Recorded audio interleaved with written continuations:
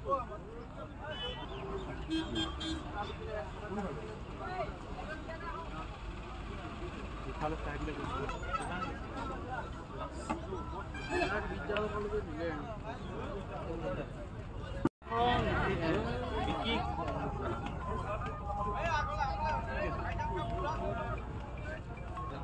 মুখ্যমন্ত্ৰী ডক্টৰ হিমন্ত বিশ্ব শৰ্মাই বিয়া বাৰু হওক ল'ৰা ছোৱালী এডমিশ্যনেই হওক বা কাৰোবাৰ বেমাৰ আজাৰেই হওক এইবিলাকৰ সমস্যাত গৰু এহাল বিকে গৰু এজনী বিকি সমস্যাবিলাক দূৰ হয়।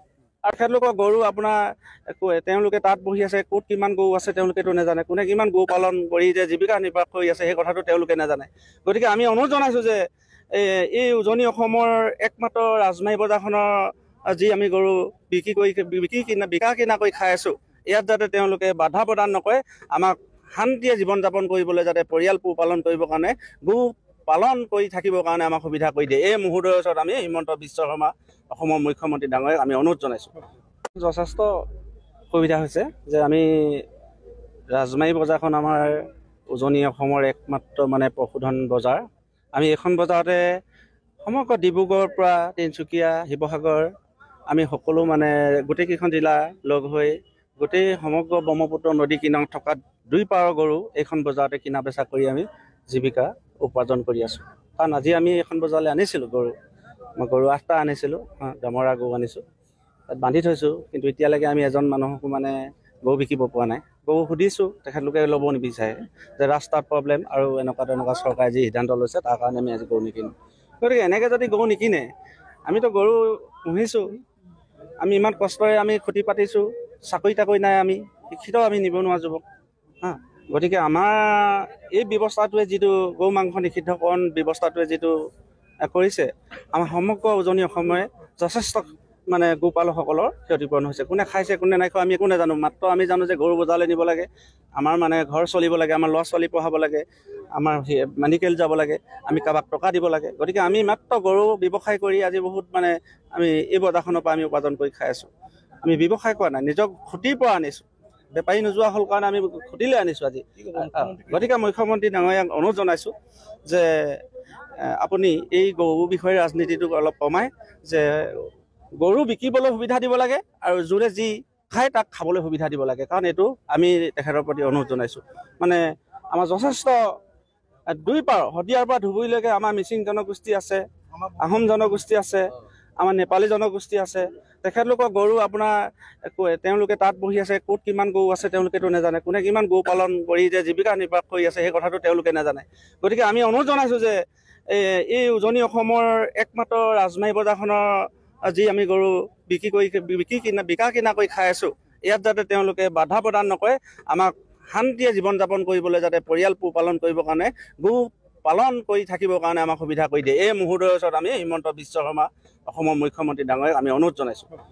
কিহৰ কাৰণে বন্ধ হ'ল মানে আপোনালোকে সংবাদ প্ৰচাৰ মাধ্যমে এই বস্তুটো কমপ্লিটলি জানে মানে কেলৈ কৈছোঁ আপোনালোকক কৈ পেলাই দুখ দি পেলাই কোৱা নাই, মই জানে আপোনালোকে আমাৰ যি 5টা সমষ্টিত যি উপ নিৰ্বাচন হৈ আছিলে আৰু মেইন সমষ্টিটো হৈছিলে কি আপোনাৰ চামগুৰি সমষ্টিত আপোনাৰ ৰকিবুল হুছেইনৰ পিতাই হাৰি গ'ল। হাৰি যোৱাৰ পিছত তেওঁ মানসিক হাৰাগ্ৰস্তত ভুগি পেলাই তেখেতে ক'লে যে আজি বিজেপিয়ে গৰু কাটি নিৰ্বাচনী বৰ্তমানী পাৰ কৰি জিকিলে। কথাটো তেনেকুৱা পৰা বস্তুটো বাকযুদ্ধ হ'ল মুখ্যমন্ত্ৰী আৰু ৰকিবুল হুছেইনৰ পৰা। আৰু আপোনালোকে প্ৰচাৰ মাধ্যমে কৈ আছিলে যে এই বস্তুটো এতিয়া নিৰ্বাচনৰ পৰা এই বস্তুটো এনেকুৱা এটা হৈছে, এইটো গৈ পেলাই পাছত কি ৰূপ লয় আমি পাছতহে ইয়াৰ দেখনীয়টো হ'ব। হয়, এতিয়া আমি দেখি পাইছোঁ যিহেতু এটা ডাঙৰ ৰূপ ল'লে আৰু মুখ্যমন্ত্ৰীয়ে তেতিয়াই কৈছিলে, আমি দেখিছিলোঁ প্ৰচাৰ মাধ্যমৰ যোগেদিনে যে ভূপেন বৰাই আৰু ৰকিবুল হুছেইনে আমাক কাগজ এখন দি দিয়ক, মই গৰুটো কমপ্লিটলি বন্ধ কৰি দিম। তেনেকুৱা কথাও আমি প্ৰচাৰ মাধ্যমত শুনি পাইছিলোঁ আৰু গতিকে এয়া বন্ধই কৰি দিলে। আৰু বন্ধ কৰি দিয়াৰ পাছত এতিয়া কাৰ লোকচান হৈছে? লোকচানটো তেখেতলোকৰ কাৰো লোকচান হোৱা নাই। আমাৰ যে এই খাটি খোৱা যিখিনি গৰু পালক আমাৰ অসমৰ অসমীয়াখিনি প্ৰায় সংখ্যক মানুহে গৰু পালক আছে আৰু বেলেগ ৰাজ্যত গৰু বন্ধ কৰিছে, সেইটো বেলেগ কথা।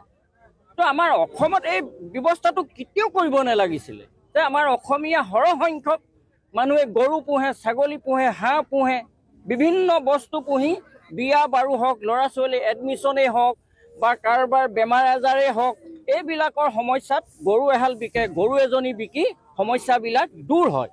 আৰু গতিকে এই বস্তুটো যদি মুখ্যমন্ত্ৰীয়ে যদি বন্ধ কৰিবলৈ হয় আৰু কাৰ লোকচান হ'ব তেখেতে সেইটো নিজে বিবেচনা কৰি চাব। আৰু আপোনালোকৰ প্ৰচাৰ মাধ্যমে সেটি মই অনুৰোধ কৰিম তেখেতক, মুখ্যমন্ত্ৰীক, যে আপুনি ঠিক আছে আপুনি বন্ধ কৰিছে কাৰোবাৰ ৰাজনীতি পক্ষকোটত, আমি সেইটো বেয়া পোৱা নাই, কিন্তু লোকচান হ'ব কাৰ? আপোনাক অনুৰোধ কৰিছোঁ যাতে আপুনি এই কামটো কেতিয়াও নকৰিব। আমাৰ অসমীয়া খাটি খোৱা যিখিনি গৰু পালক আছে এইখিনি বহুত বিধ্বস্ত হৈ যাব।